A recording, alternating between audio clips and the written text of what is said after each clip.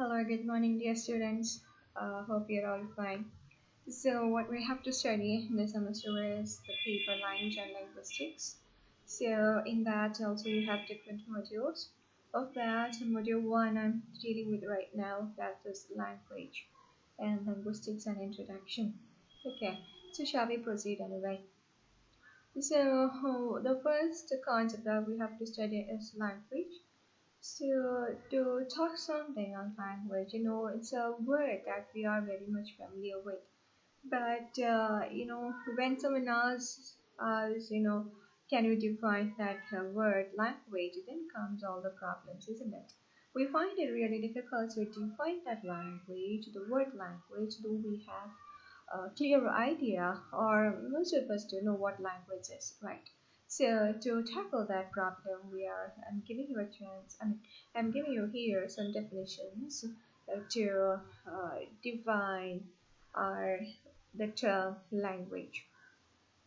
Of that, the first definition I take is that of the definition by our famous, critic Aristotle. And what he says is that speech is the representation of the experience of the mind. You see, speech. So beginning with our speech, definitely as a human beings, and we have to live, and in our living we have to communicate our ideas, and that is how the communication takes place. So Aristotle, what he says is that speech is the representation of the experience of the mind. So here the mind is, we can know that is communicating the idea that the mind of a human being, right? It is the humans who need language, not the animals. Though they do also have their own particular language or the means of communicating with others, right? Well, okay, so what is speech? It is a representation of the experience of the mind.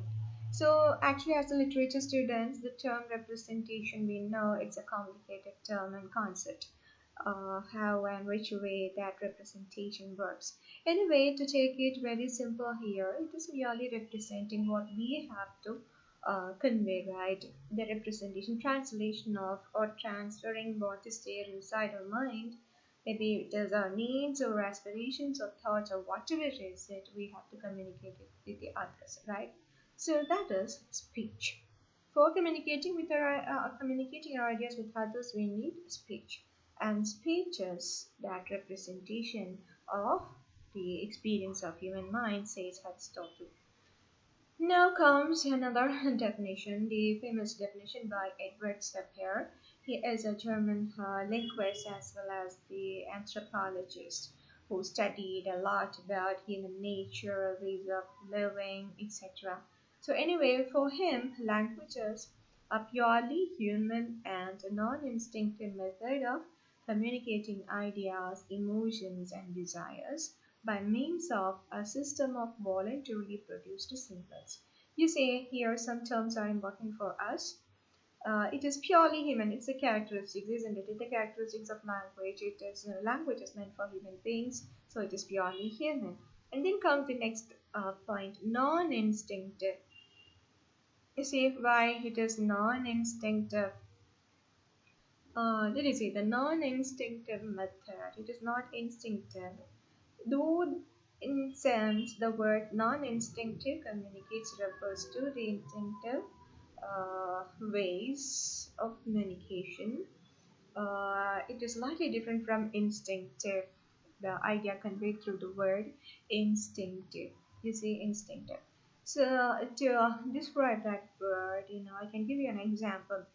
If you have seen or watched our cats and kittens, they do also communicate their needs with others, right? When they are angry or when they need food, or even, as a kitten, sucking milk from its mother, it definitely, it is not taught by anyone else. It is instinct, it is innate in them. So that is what I mean by instinct, that which is innate in us, and we haven't learned anything from outside, and we are communicating or doing anything, that is instinct.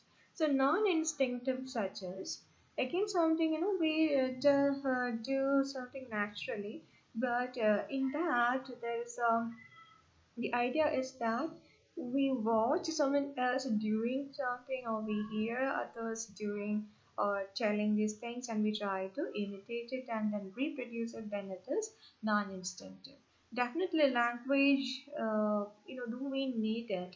It's an essential condition for the existence of a human being. We learn it from others, so from our surroundings and from our environments, through proper observation and imitations, right?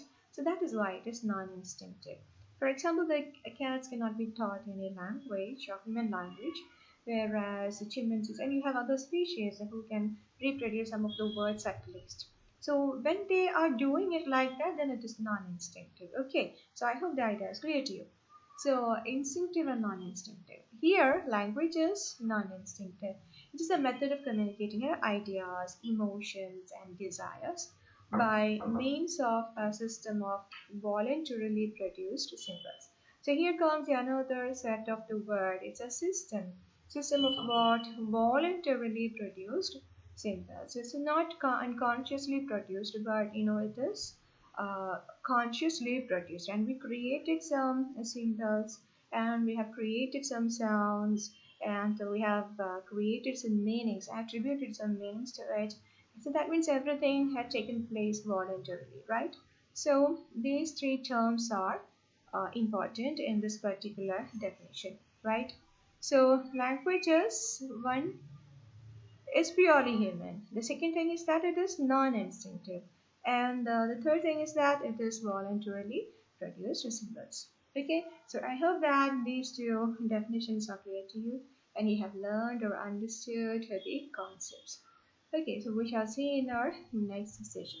Till then, take care. Bye.